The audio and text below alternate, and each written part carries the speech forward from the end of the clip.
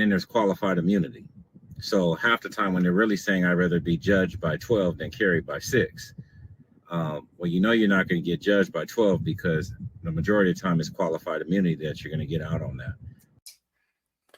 Okay, so real quick, right off the bat there, um, officers, and this is, and let me say this. Let me say this. Our approach here, okay, Twin Cities audits, an approach that I do believe works is one that I call the middle. And that is, folks, we have to have a degree of street smarts as well as book smarts. And encompassing of street smarts is people smarts, having some wits about you, being able to assess the situation, being able to preempt certain things.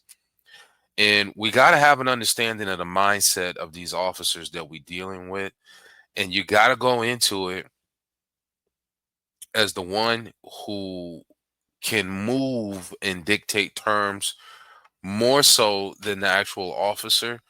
And we don't have to be so complacent and complicit in dealing with them. I'm not saying be a raging idiot or a fool in dealing with them and lose your life.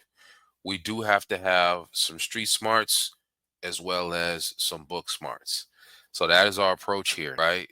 Policies of tyranny, policies of oppression and injustice. Let's see what my man has to say further. So there is no real recourse. And then as far as when they say carried by 6, you start to get this mentality or this understanding like you're at freaking war with the public. But we're public servants. We're not at war with the public. What he's essentially admitting to in the beginning is just he's involved with the go along to get along. I got an order, go. Right? Sarge, go. Chief, go.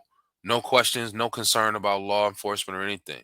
Now, he said that as he got into it, he started to realize that, I want to be a little bit more thoughtful, reflective. I want to be a little bit more uh, service based when dealing with the community that I serve. So he started to think, study, reflect, and improve himself and come out of that just hear and obey mentality. And he is admitting to us that essentially that is the exception, not the rule, for somebody to come out of that in the way that he did. I'm just doing my job, anything for the dollar. These are evil statements, people. You are not a moral being. You are not a good man or woman because your thinking is, I'm just doing my job. You'll go against your conscience. You'll go against reason. You'll go against morality. You'll go against ethics. You'll go against common sense because you're just doing your job or you're looking for a dollar. Understand that that is evil. And when you live a life of evil, you will die in evil and you'll be resurrected evil.